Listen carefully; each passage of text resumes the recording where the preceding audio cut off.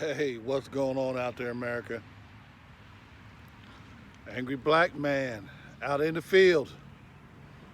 Man, I promised you this field video, man. So we're coming from out here, one of the installations that I was a part of. Actually, the gentleman, he's actually it's twice as long as from when I was out here, because we only had it about 14 panels long. He added an additional 14 panels to it. So in total, he has 56 total panels out here. So his house, we're not going to show his house and everything, but he's definitely almost completely off the grid. So just like I said, man, we're going to try to be quick. A little bit of part of the example that I was saying. I just wanted to get into just a little bit of the solar panel aspect, man. I talked about the solar as far as the silicone and the semiconductor material. Sorry about that. With just the solar, you see an individual solar cell here on the panel itself, and this is actually the semiconductor material that's connecting it right here. So as far as being able to supply support operations for solar panels, this is basically what a silicone ingot, this is a silicone wafer from a silicone ingot with the semiconductor material running across the solar cell itself. And as the sun hits it and generates electricity, man, just there's two wires on the back. Of course, we'll go around to the back here in a second, just a positive and a negative. But like I'm saying, as far as the support business, the silicone ingots to get the silicone solar cells and the semiconductor to connect the cells together to be able to process the power from when the sun hits it. So we're kind of in the evening out here at this one array. We're kind of out of the solar window, because I think I said in one of my earlier series, the solar window is from 9 to 3.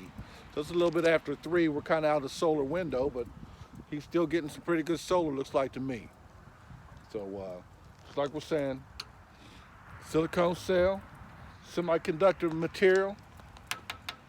Actually, the aluminum frame, we need to frame it in aluminum as far as being able to build a solar panel.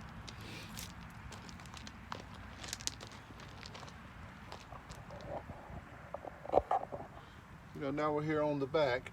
Basically, like I said, you got all the cells with the glass substrate over the top of it. This is actually a thin layer of epoxy or vinyl on the back of this to, as you're building a solar panel, it's got to be within a hermetically sealed, room. It's got to be a sterile room. There can't be no contaminants or anything between that solar cell and that glass substrate, and then it's sealed within the aluminum framing by the epoxy on the back. So as far as being able to build the solar panel itself, it's as easy as that. Actually, we're going down here to the junction box, which it has the positive and the negative wire off of it. Of course, the wires are kind of long, and what we did with this particular arrangement, we actually put a small inverter on the back of the panel. So instead of needing a centralized inverter where you have to run all the wires to one centralized inverter, these panels have an inverter right on the back of it. So it's immediately transferred from DC to AC. One thing you've seen on the front, I don't know if you've seen it or not, but there was a little bit of shading that was hitting the panels. That would be the only panel not performing. So, if you have it in a string configuration where all the panels are on one single string and didn't have an individual inverter on the back, the whole string would go out when you would shade one or two of the panels, because the output, the inverter expects to see a certain output, and then if a cloud comes over or if it's shaded, it doesn't see that output, so it would shut the whole string down. With the individual inverter on the back of each panel, you don't have to worry about that at all. it's immediately converted from DC direct current to alternating current, and you don't have to worry about that. So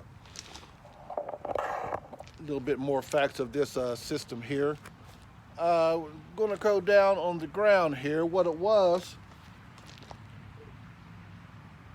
the poles, we actually auger. We have a machine that actually, we put a little auger bit on the end of the pole. Uh-oh, hold on. Drop my old trusty pen there. An auger that twists the bottom of the poles into the ground. Just basically puts the auger on it and it twists the poles into the bottom of the ground. A little off here, just bear with me there, people. So, of course, if you see, we put a longer pole on the back and a shorter pole on the front to create the angle that we need to get with the sun. We have an angle finder out here and everything, and this is all pre-engineered stuff. I mean, once you get the kit in, it's basically plug and play. These actual cross members right here, after we get the poles into the ground, simple cross member, it's got so many holes and slots on it, oh excuse me, so many holes and slots already pre-drilled on there, you can size it to any panel or any configuration. So when it comes from the factory, it's already got pre-determined slots and holes, so you can be able to adjust it easy. It's not rocket science, people. It's easy to adjust, and of course you have to measure a lot to get this in place. But yes, go down here a little further.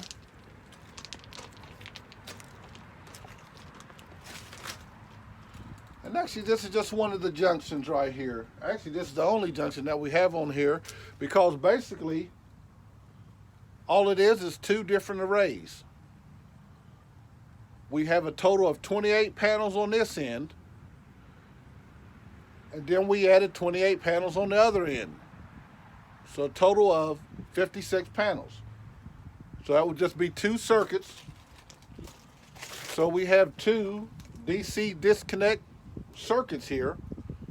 Just like I'm saying, there's no need for a centralized inverter because we have an inverter on the back of each individual panel. So, and then a rapid shutdown. So in case there's a fire or something like that, just like at a normal gas station, something that will isolate this entire system from the rest of the house.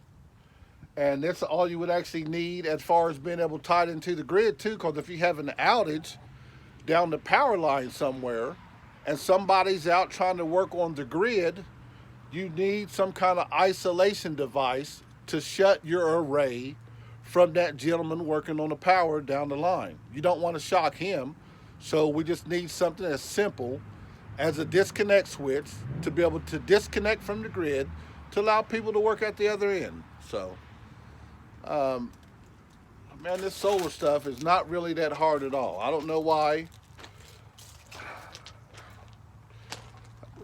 Just went through the climate summit and everything right now, and it seemed like a lot of people wasn't satisfied with that. I actually seen Greta Thunberg's reaction. She was like, blah, blah, blah. And I can understand why, man. We've been talking about trying to get climate change straightened out for how long now? I mean, what does it gonna take, man? We're just having hurricanes over land. You know, my stick, man, we still wasted millions and millions of dollars. I see where they're getting ready to start the Real Housewives of Dubai. I mean, come on, man. I mean, I know you're trying to keep us entertained and everything, but is it the 600-pound sisters? No, the 1,000-pound twins. That's what it is. The 1,000-pound sisters. I'm sorry. Damn, I'm even watching that, man. Florida, Bama Shore. I mean, I'm telling you, man. They're just trying to just keep you distracted, man. That tragedy with Travis Scott at the concert, man. I know we're having a lot of anxiety as far as everything in this world, man, but please, please, something as simple as solar, man. I've always heard, make big dreams and follow your dreams. Follow your big dreams. What's wrong with me trying to start 5 solar schools across this nation? You know, have a pact with that local utility to be able to put 5 megawatts a year as part of a 5-year program. That's 25 megawatts in each location, 125 megawatts total. Do you know how many houses I can do with that?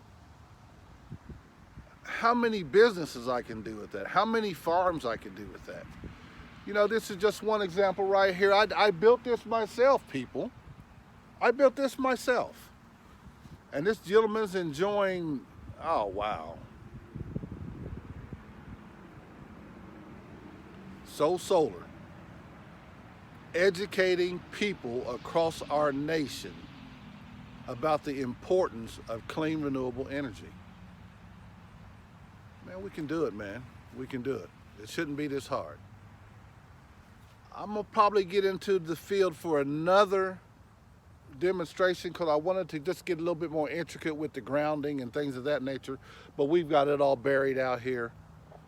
But this is one beautiful array, people. And like I'm saying, let's take one more look at the back side here.